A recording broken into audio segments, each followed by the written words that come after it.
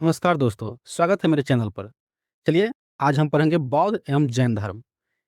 इनकी उत्पत्ति क्यों हुई और कैसे हुई, इनके विषय में जानते हैं।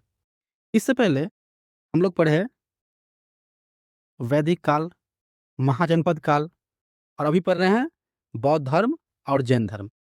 इसमें हम लोग क्या देखा वैदिक काल में और उत्तर वैदिक काल में। तो उत्तर वैदिक काल में जो आया, उस समय धर्म का जो प्रथा था, रिचुअल्स था, कर्मकांड था, ये काफ़ी ज़्यादा सख्त हो गया था। लैंग्वेज भी सामान्य जनता की लैंग्वेज नहीं थी। संस्कृत उनको ज़्यादा कंफर्टेबल समझ नहीं आता था।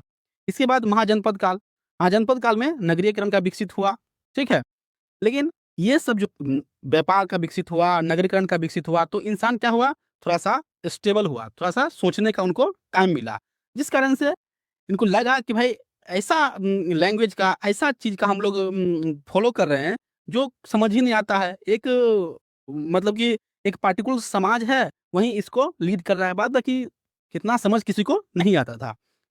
फिर इसके बाद में आ गया बौद्ध धर्म और जैन धर्म। बौद्ध धर्म ने क्या दिया समाज को? तो समाज को दिया कि लोकल मैन जो था वहाँ पर इसका लैंग्वेज दिया। उनका भाषा क्या था जैन धर्म का? तो ये प्राकृत का इस्तेमाल किया और बौद्ध धर्म पाली का इस्तेमाल किया। चलिए आगे बढ़ते हैं और लेक्चर में समझेंगे। पृष्ठभूमि क्या रहा है? छठी शताब्दी ईसा पूर्व में धार्मिक क्रांति कैसा-कैसा फैला? तो देखिए, वैदिक धर्म में कर्मकांड, जो यज्ञ था, पशु बलि, ब्राह्मण का प्रभाव काफ़ी ज़्यादा बढ़ गया था। कर्मकांड का तो पूछिए ही मत कि मतलब कि हाँ भाई, बहुत ही ज़्यादा कि ये ही करना है, इसके बाद करोगे तो बहुत ज़्यादा समस्या हो जाएगी। वर्ण व्यवस्था काफ़ी कठोर हो गई थी, काफ़ी ज़्यादा कठोर हो गई थी। जैसे कि अगर किसी का पिता अगर पंडित है, तो उसका बेटा ही पंडित बनेगा, कोई दूसरा आदमी पंडित नहीं बन सकता। ये एक कठोर व्यवस्था थी। कैसा थी? कठोर व्यवस्था थी। व्यापार, नगरीकरण और राज्य।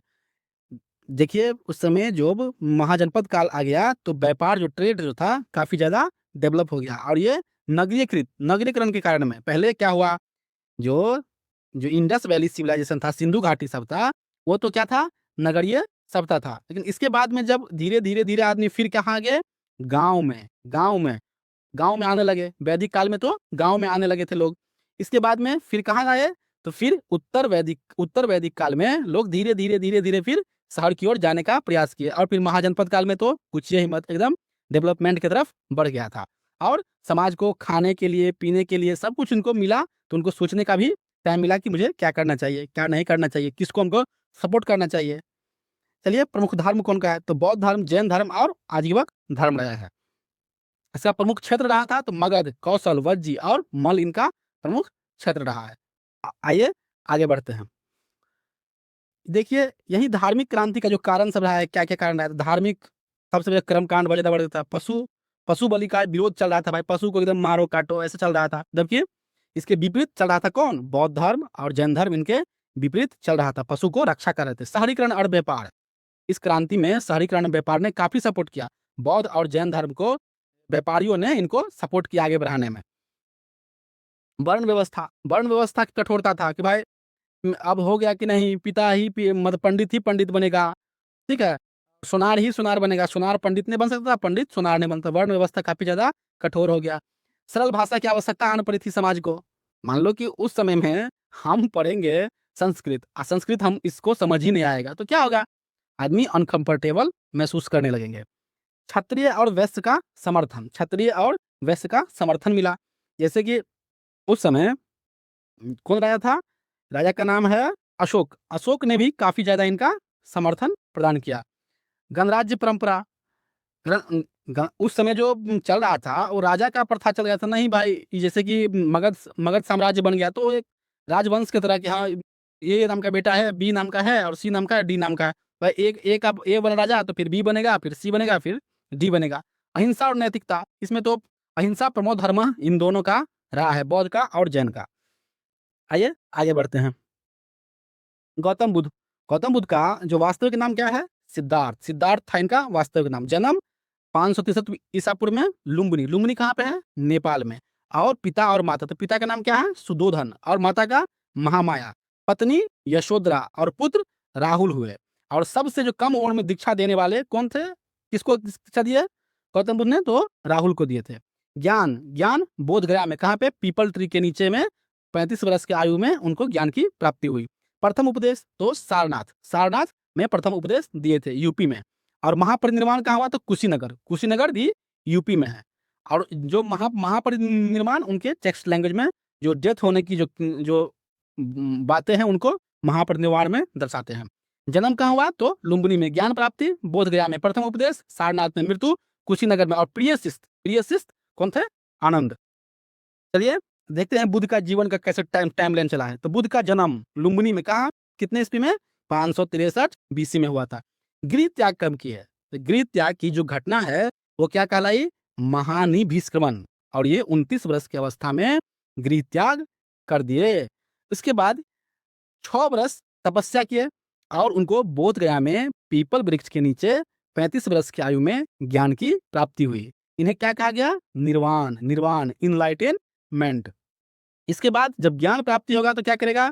ज्ञान को एक दूसरे व्यक्तियों के बीच में ये बांटेंगे। तो प्रथम उपदेश देंगे किनको? कहाँ पर? तो सारनाथ। सारनाथ कहाँ पे है? यूपी में। सारनाथ कहाँ पे है? यूपी में ये प्रथम उपदेश देते हैं। इसको क्या कहा जाता है इनके टेक्स्ट में? तो धर्म चक्र प्रवर्तन। क्या कहा जाता है? धर्म चक्र प्रवर्तन। और इनकी मृत्यु 80 वर्ष की अवस्था में 483 बीसी में कुशीनगर, कुशीनगर यूपी में इनका मृत्यु हो गया। उसके टेक्स्ट में मृत्यु क्या कहा जाता है? बौद्धिक टेक्स्ट में महापरिनिर्वाण। तो लुम्बिनी में जन्म, बोध गया में ज्ञान, सारनाथ में प्रथम उपदेश और कुशीनगर में उनका डेथ हो गया, महापरिनिर्वाण हो गया। आइए उनका 4 दृश्य क्या क्या देखे थे इनके बारे में समझते हैं। तो पहले किसको देखे?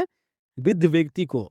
इससे क्या समझा? कि जीवन को चिंता होता है, जीवन एक न एक दिन मिट्टी में मिल जाना है। रोगी व्यक्ति, दुख और पीड़ा देखे। मृत व्यक्ति, मृत व्यक्ति को देखे, सन्यासी को भी देखे। इस 4 चीज से इनका जो हृदय कुछ परिवर्तन हुआ। महानिभिष्क्रमण मतलब घर से बाहर निकलने को क्या कहा गया? महानिभिष्क्रमण। कितने वर्ष की आयु में? तो 29 वर्ष की आयु में गौतम बुद्ध द्वारा गृह त्याग कर दिया गया था। चलिए अब देखते हैं ज्ञान प्राप्ति और धर्म चक्र प्रवर्तन। तो इनकी ज्ञान प्राप्ति 35 वर्ष की आयु में हुआ, पीपल वृक्ष के नीचे, बोध गया और निरंजना नदी के तट पर। जब ज्ञान प्राप्त होगा तो ज्ञान को बांटेगा। इस ज्ञान को बांटने क्या कहा गया? धर्मचक्र प्रवर्तन। प्रथम उपदेश सारनाथ में 5 ब्राह्मण, ठीक है। पाली लैंग्वेज क्या था? पाली और प्राकृत को ये लोग इस्तेमाल करते थे। और उसके बाद सिद्धार्थ क्या कहलाए? बुद्ध। जब ज्ञान मिला तो सिद्धार्थ से बुद्ध। आगे बढ़ते हैं। बौद्ध धर्म के मूल सिद्धांत 4 आर्य सत्य क्या क्या है? संसार दुख में है, संसार में क्या है? दुख है, क्लेश है, बहुत सारी प्रॉब्लम्स है। दुख का कारण क्या है? दुख का कारण तृष्णा है, इच्छा। इच्छा दुख का सबसे कारण जितना विष है कि हमको ये करना है, हमको माल खरीदना है, हमको 5 कट्टा खेत खरीदना है, 5 घरारी खरीदना है, ठीक है। तो ये सब उनकी तृष्णा, उनके दुख का मेन कारण है। तृष्णा के नाश से दुख का अंत संभव है। तृष्णा को त्याग दोगे कि हाँ भाई हमको प्लेन खरीदना है और प्लेन नहीं खरीदाएगा तो दुखी हो गए। तो इससे अच्छा है कि प्लेन खरीदने का जो तृष्णा है, जो आशा, जो तुम इच्छा करते हो उसी को त्याग दो। इससे तुम्हारा क्या होगा? दुख का अंत होगा।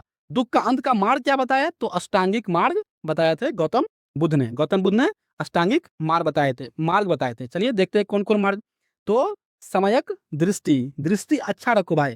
कहने का मतलब है कि एक चीज को कई भी, जैसे कि कोई मान लो कि हम एक एग्जाम्पल लेते हैं कि एक डांसर आती है डांस करने के लिए, कोई आता है आती है, तो इसके पास में देखने का इंसान का नजरिया हो सकता है। कोई ये देखता है चल भाई कितना अच्छा डांस करे, कितना अच्छा ठुमका लगा रही है। परंतु कोई आदमी वहां पे ये भी सोचता है कि हो सकता है कि इनको ठुमका लगाने और डांस करने पे इसका क्या हो सकता है? ये इसका प्रॉब्लम भी हो सकता है। अपने बच्चे को अपब्रिंगिंग करने के लिए इनको ये कर रहा है। तो ये सबका अपना अपना सोचने का और देखने का नजरिया अलग अलग होता है। इसी को कहा गया समयक दृष्टि, समयक संकल्प, समयक संकल्प, समयक वाणी।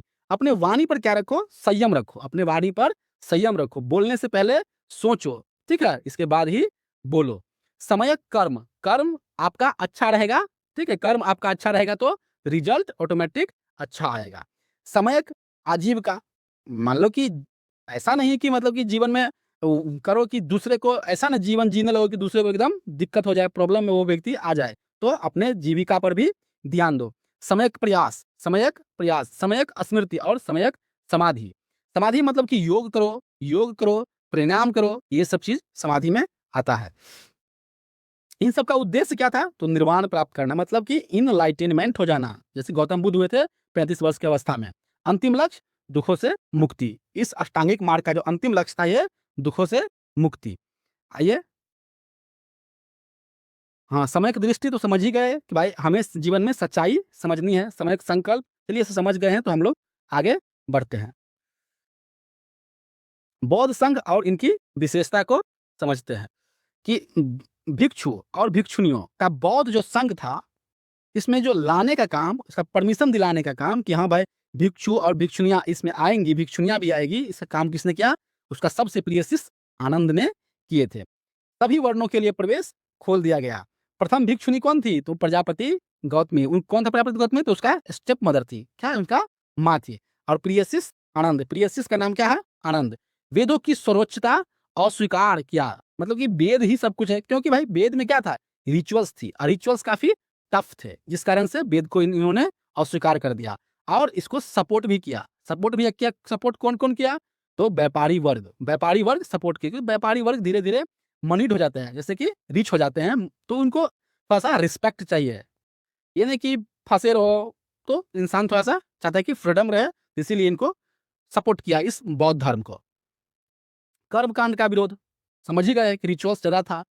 अहिंसा और करुणा पर बल दिया गया। ठीक है? कि अहिंसा मतलब कि वो किसी भी किसी जीव को ऐसे ही मार मत दो, ठीक है? जीवों पर करुणा करो। जाति व्यवस्था का विरोध, जाति व्यवस्था था पहले कि भाई ये ब्राह्मण है, ये क्षत्रिय है, ये शूद्र है, तो ये क्या है? ये मान लो कि यादव है, ये मान लो कि कुदास है, ये है मान लो कि ब्राह्मण है, तो ये भूमिहार है, तो इस प्रकार का इसमें व्यवस्था था। इस सबको ये काफ़ी ज़्यादा विरोध किए थे। और भाषा, भाषा सरल भाषा का उपदेश, सरल भाषा में उपदेश दिए थे। मान लो कि अभी भी जो आदमी सरल भाषा का उपयोग करेगा, लेमैन का लैंग्वेज बोलेगा, वो आदमी ही पब्लिक से कनेक्ट हो पाएगा। आप एग्जाम्पल ले सकते हैं महात्मा गांधी का, कि महात्मा गांधी वेल जो सेटल्ड फैमिली थे, उससे बिलोंग करते थे, लेकिन समाज से जुड़ने के लिए समाज जैसा उनका वेशभूषा अपनाए, तब जाके समाज से कनेक्ट हुए। तो इसमें सबसे बड़ी चीज़ है भाषा। वहाँ पर क्योंकि पहले-पहले इंसान आप किससे जुड़ते हैं तो क्या दिखता है वो? भाषा, कैसे आप बोल रहे हैं। आइए, बौद्ध धर्म के प्रचार का क्या कारण रहा है, देखते हैं कि क्यों कैसे इसको प्रचार-प्रसार हुआ। सबसे पहले उनका बुद्ध का सरल और व्यावहारिक उपदेश था। बहुत ही इसका जो प्रीच देते थे, सरमन देते, प्रीच मतलब उपदेश होता है, उपदेश देते थे, तो इसका बिल्कुल सरल था।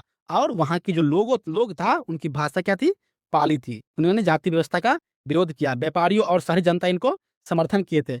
संघ की संगठित व्यवस्था थी। अशोक का संरक्षण प्राप्त था और भिक्षुओं का प्रचार कार्य किया। भिक्षुओं ने काफ़ी ज़्यादा देखे, गाँव-गाँव जाकर के भिक्षाटन किए और बौद्ध धर्म का प्रचार-प्रसार किए।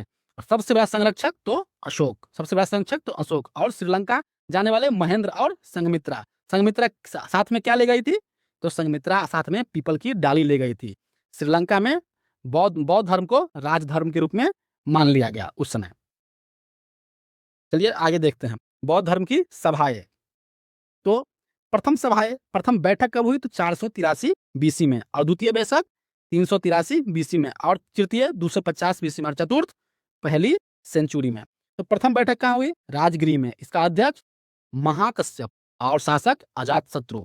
उपदेशों का संकलन हुआ इसमें। द्वितीय बैठक 383 में वैशाली में। इसका जो अध्यक्ष था सवाकामी और शासक कालाशोक।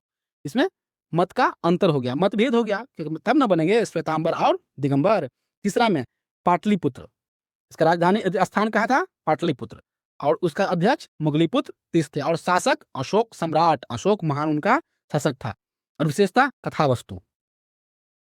और चौथा जो बैठक हुआ ये कुंडलवन कश्मीर में हुआ। अध्यक्ष कौन हुए? वसुमित्र, और शासक कनिष्क। शासक कौन थे? कनिष्क। महायान का विकास हुआ। इसके समय में लोग चाइना, जापान इधर मतलब कि बौद्ध धर्म का प्रचार करने के लिए गए। इनका शॉर्ट फॉर्म याद कीजिए। तो स्थान को याद करने के लिए आप लोग एक निमोनिक्स है, एक सूत्र है कि इसको याद कीजिए, रा वे पा कु, रावे पाको, मतलब कि राजगिरी, वैशाली, पाटलिपुत्र और कुंडलवन। और अध्यक्ष याद करने के लिए मस मोव, क्या? मस मोव, मतलब कि महाकश्यप, सवाकामी, मुगलीपुत्र और वसुमित्र। और शासक याद करने के लिए अका अक, अका अक, मतलब कि अजातशत्रु, कालाशोक, अशोक और कनिष्क। ठीक है, इसी प्रकार से इस तीनों को न्यूनिक्स को आप याद रखिएगा तो आपको स्थान, अध्यक्ष और शासक याद रखने में आसानी होगी। आइए समझते हैं बौद्ध के साहित्य का। तो बौद्ध के साहित्य जैसे कि विनय पिटक। विनय पिटक में क्या था? तो ये में संघ का रूल्स थे, संघ का नियम था। इसको किसके द्वारा लिखा गया? तो उपाली के द्वारा। विनय पिटक उपाली के द्वारा। इसको याद रखिएगा कि संघ का रूल था, एग्जाम में पूछेगा। सुत पिटक, सुत पिटक में क्या था? तो बुद्ध के उपदेश, बुद्ध के उपदेश। और अभिधाम पिटक, अभिधाम पिटक जो इसका बेस क्या था? फिलोसफी पर ये डिपेंडेंट थे, इनका फिलोसफी इसमें संकलित किया गया था। त्रिपिटक में बौद्ध धर्म का प्रमुख ग्रंथ है त्रिपिटक। त्रिपिटक में कौन कौन आता है? विनय पिटक, सुत पिटक और अभिधाम पिटक। आइए बौद्ध धर्म के प्रमुख संप्रदाय को देखते हैं। तो संप्रदाय कौन कौन हुए और उसका मुख्य विचार क्या था और प्रमुख क्षेत्र कौन कौन था? तो हीनयान और महायान और वज्रयान, ये तीन मुख्य रूप से संप्रदाय हुए बौद्ध धर्म के। तो हीनयान क्या था? व्यक्तिगत मूर्ति, मूर्ति पूजा का विरोध। ठीक है, मूर्ति पूजा का ये विरोध करते थे। यहाँ इसका प्रचार कहाँ हुआ? तो श्रीलंका, म्यांमार और थाईलैंड में, मतलब कि साउथ में इनका विस्तार हुआ था। महायान, इसमें बोधिसत्व आदर्श को ज्यादा डेवलप किया गया। बुद्ध को देवतुल्य, मतलब कि एज ए गॉड माना गया। और इसका विस्तार कहाँ हुआ? नॉर्थ और ईस्ट में हुआ, जैसे कि चाइना, जापान, कोरिया, तिब्बत, इन सब में बौद्ध का विस्तार हुआ। और वज्रयान, वज्रयान क्या था? तांत्रिक प्रभाव, तंत्र मंत्र, जादू टोना, ये सब बौद्ध संप्रदाय का जो है वज्रयान में। वज्रयान एक संप्रदाय है, इनका मुख्य विचार था, मंत्र था, साधना था। इनका क्षेत्र कहाँ हुआ? तिब्बत, तिब्बत, तिब्बत में हुआ है। चलिए आगे देखते हैं जैन धर्म। जैन धर्म को देखते हैं। अब बौद्ध धर्म खत्म हुआ, आप जैन धर्म को देखते हैं। जैन धर्म भारत का प्राचीन धर्म है। कुल तीर्थंकर कितने हुए इसमें? तो 24 तीर्थंकर हुए। और अंतिम तीर्थंकर कौन हुए? तो अंतिम तीर्थंकर महावीर स्वामी, 24वें तीर्थंकर, अंतिम तीर्थंकर महावीर स्वामी। और प्रथम तीर्थंकर ऋषभ देव। और 23वें वे पार्श्व नाथ। इनको याद रखिएगा, ये महत्वपूर्ण है ये तीनों। प्रथम तीर्थंकर ऋषभ देव, 23वें तीर्थंकर पार्श्व नाथ और 24वें तीर्थंकर महावीर स्वामी। आइए आगे देखते हैं उनका जीवन परिचय के बारे में। महावीर स्वामी के जीवन परिचय के बारे में जानते हैं। तो महावीर स्वामी का जन्म 540 बीसी में हुआ, कुंडग्राम। और पिता का नाम सिद्धार्थ और माता का नाम क्या था? त्रिशला। पत्नी यशोदा, यशोदा पत्नी यशोदा। और पुत्री अन्नोज्जा, अन्नोज्जा और अन्नोज्जा प्रियदर्शना, अन्नोज्जा और प्रियदर्शना। गृह त्याग कब किए? तो 30 वर्ष की आयु में उन्होंने, महावीर स्वामी ने गृह को त्याग किए थे। ज्ञान प्राप्ति हुई जंभिक ग्राम। ज्ञान प्राप्ति को क्या कहा जाता है जैन टेक्स्ट में? जैन टेक्स्ट में इनको केवल्य, केवल्य कहा। जैसे बौद्ध टेक्स्ट में हम कहते थे ना निर्वाण, निर्वाण बौद्ध टेक्स्ट में कहते थे, तो उसी प्रकार जैन टेक्स्ट में जो ज्ञान प्राप्ति उसके केवल्य कहा जाता है। इनकी मृत्यु कहाँ होगी? पावापुरी, पावापुरी 468 बीसी में, 468 बीसी में इनकी मृत्यु हो गई। एकदम याद कीजिए, जन्म कुंडलग्राम, माता त्रिशला, ज्ञान कैवल्य, ज्ञान कैवल्य, मृत्यु पावापुरी में हो गया।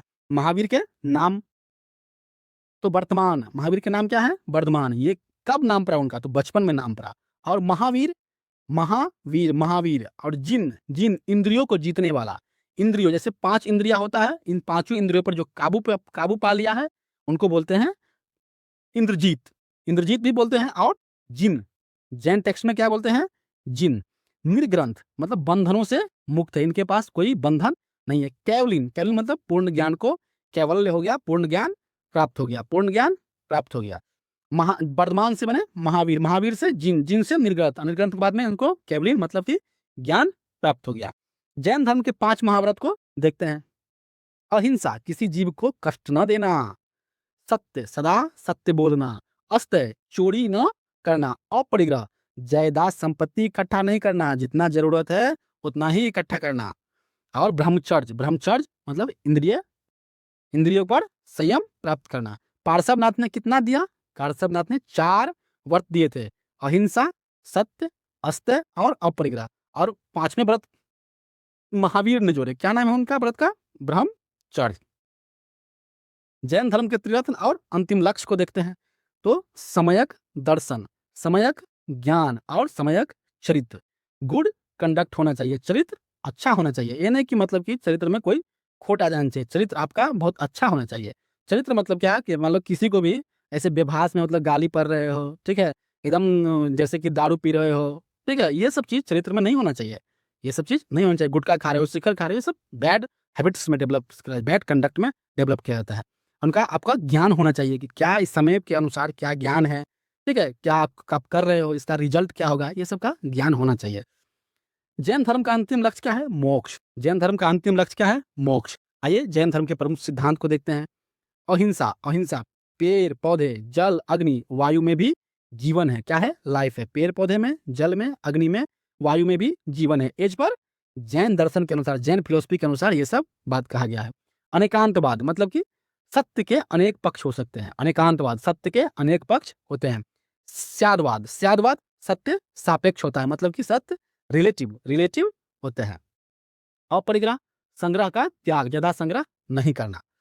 चलिए आगे बढ़ते हैं, जैन धर्म के संप्रदाय को देखते हैं। वो बिंदु जैसे कि वस्त्र, कौन वस्त्र पहनता था?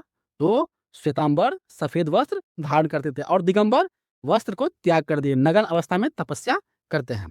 तपस्या, जिनका तपस्या क्या था? दिगंबर का काफी कठोर था, और श्वेतांबर, श्वेतांबर क्या हुए? अपेक्षाकृत उदार हो गए, उदार हो गए। महिलाएं, तत्काल मोक्ष योग नहीं, ठीक है? तत्काल उस समय मोक्ष के योग नहीं माना जाता था, लेकिन श्वेतांबर में महिलाओं को भी मोक्ष मिलती थी। महावीर, अविवाहित, अविवाहित मानते, ठीक है? और ये विवाहित मानते। जैसे कि दिगंबर बोलते हैं कि भाई महावीर साहब शादी नहीं किए हैं, लेकिन श्वेतांबर बोलते हैं कि हाँ भाई ये मैरिड है। क्षेत्र, तो इनका रहा है दिगंबर। दक्षिण भारत में लोग वहां पर पूजा करते हैं, तपस्या करते हैं। अभी भी जाइएगा साउथ इंडिया में, दक्षिण भारत में, तो आपको ये सब भक्त सब मतलब कि मिल जाएगा, दिगंबर के फॉलोवर। और इनका गुजरात और राजस्थान मुख्य क्षेत्र से रहा है। जैन साहित्य के सभाएं देखते हैं, तो जैन साहित्य को क्या कहा जाता है? तो इसको आगम कहा जाता है। इनका भाषा प्राकृत और अर्धमागधी हुई, भाषा प्राकृत और अर्धमागधी हुई। श्वेतांबर ग्रंथ 12 अंग, और विद्वान भद्रबाहु, स्थूलभद्र और हेमचंद्र इनके विद्वान हुए। प्रथम सभा कब हुआ जैन धर्म का? तो कहाँ हुआ? पाटलिपुत्र में। स्थूलभद्र इनका अध्यक्ष था। प्रथम सभा पाटलिपुत्र, स्थूलभद्र अध्यक्ष। और द्वितीय द्वितीय होता बल्लभी, गुजरात। देवर्धि, देवर्धिगण मतलब कि देवर्धि समाश्रमण करके ऐसे नाम है इनका, तो ये उनका अध्यक्ष थे। आइए इनका प्रचार प्रसार, तो इनका प्रचार प्रसार के यही है कि इनका भाषा वहाँ का लेमैन जो आदमी था उनके अनुसार था। व्यापारियों का इनको भी समर्थन मिला। अहिंसा और अपरिग्रह का सिद्धांत था, ज्यादा होना कि लोगों को बांट देना, ज्यादा इकट्ठा नहीं करना। ब्राह्मण कर्मकांड के भी विरोध किए थे।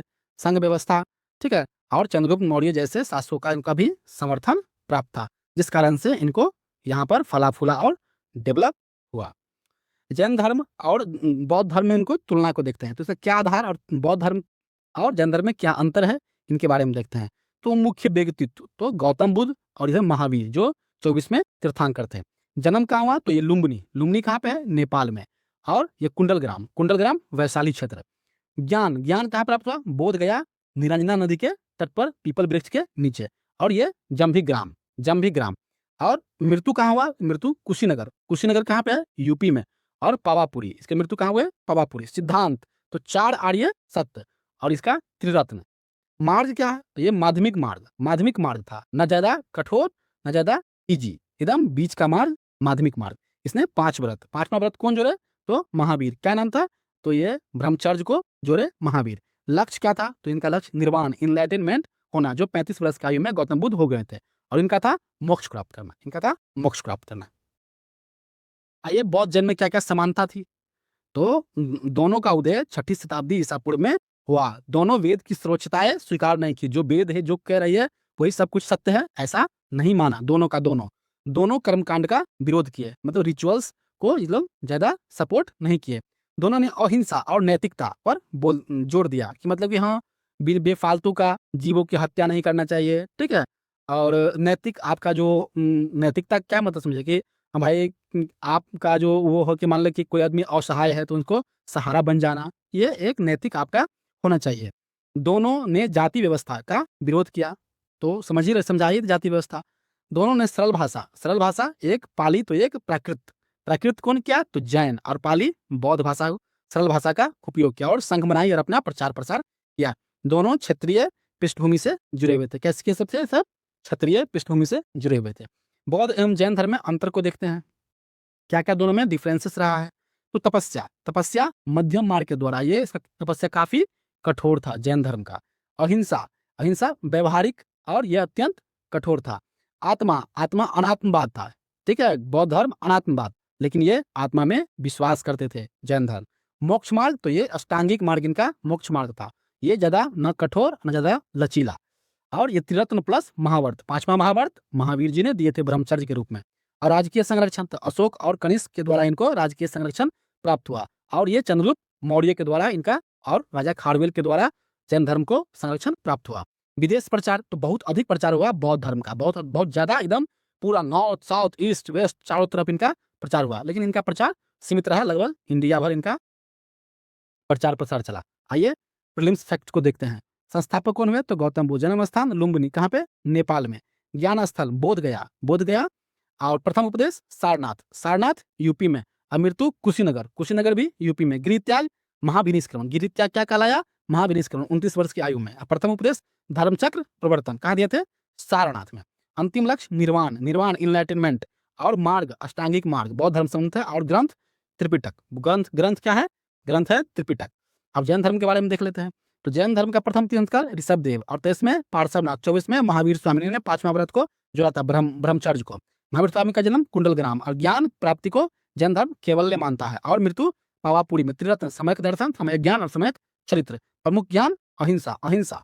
महावीर ने जोड़ा ब्रह्मचर्य। और ग्रंथ आगम, आगम ग्रंथ था इनका। अंतिम निष्कर्ष, दोनों वैदिक कर्मकांड पशु बलि सामाजिक असमानता पर विरोध किए। ठीक है। अहिंसा, नैतिक संयम और सरल जीवन पर बहुत ज्यादा ये क्लक्स पॉइंट बता रहे हैं, बहुत ज्यादा जोर दिए। और बौद्ध धर्म ने एशिया में भारतीय संस्कृति के प्रसार में महत्वपूर्ण भूमिका निभाई। जैन धर्म ने भारत में अहिंसा, व्यापारिक नैतिकता और कला संस्कृति को प्रभावित किया। थैंक यू, धन्यवाद। अगर वीडियो थोड़ा भी अगर पसंद आया है तो लाइक करके, सब्सक्राइब करके और शेयर करके, और कमेंट बॉक्स में लेक्चर कैसा लगा थोड़ा सा आप कमेंट करते हैं तो मेरा मनोबल एकदम हाई हो जाता है, आगे वीडियो बनाने पर प्रेरित होता हूँ। Thank you.